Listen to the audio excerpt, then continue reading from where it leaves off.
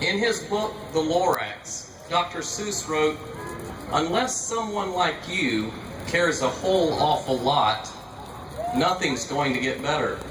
It's not. What better evidence of people caring than all of you assembled here today to rally and support our citizens and our children with disabilities in South Carolina. So thank you all very much for being here. My office is responsible for ensuring that each student with a disability in South Carolina has a free, appropriate public education. So I'd like to tell you what, as director, we want for our students with disabilities in South Carolina. The same thing we want for all children. The same thing. We want children to be raised in loving homes and get the care and support they need to start school ready and excited to learn. We want them to be included, engaged, and participating in all the learning that's going on in school, both curricular and extracurricular. We want them to gain the skills and knowledge they need to continue their education, to join our fine military, or to begin their life's work after they leave school. So how do we go about achieving all of this? First, we create a shared understanding that special education is a service, not a place. It's not a separate, segregated classroom.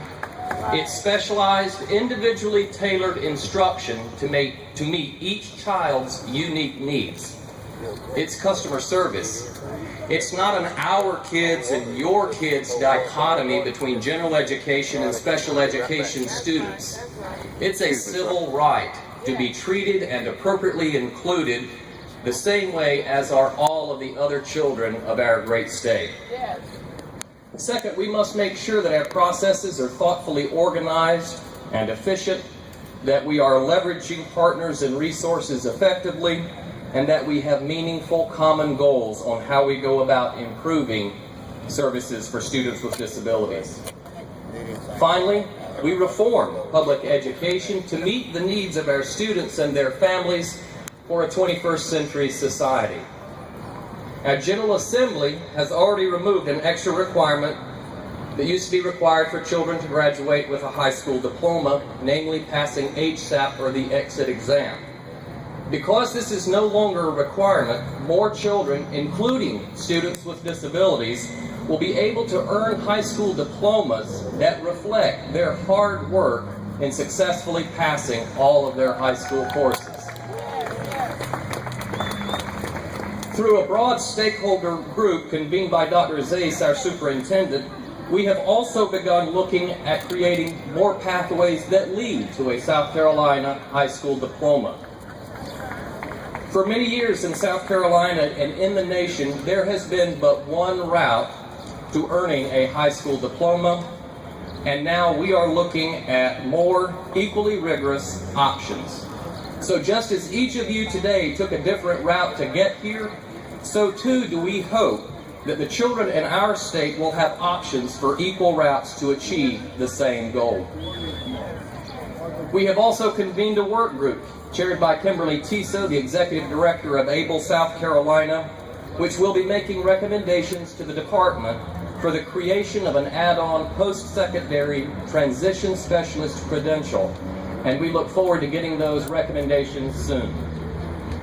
Finally, we are preparing to develop and launch, in partnerships with schools and many other organizations, a 6-year state strategic plan aimed at improving outcomes for students with disabilities.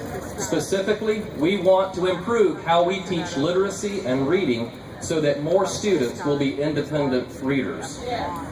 But let me be clear that we will continue to have high expectations for all learners, that earning a diploma will continue to be rigorous, and that students will be able to graduate high school ready for competitive employment, for military service, or for continuing their education.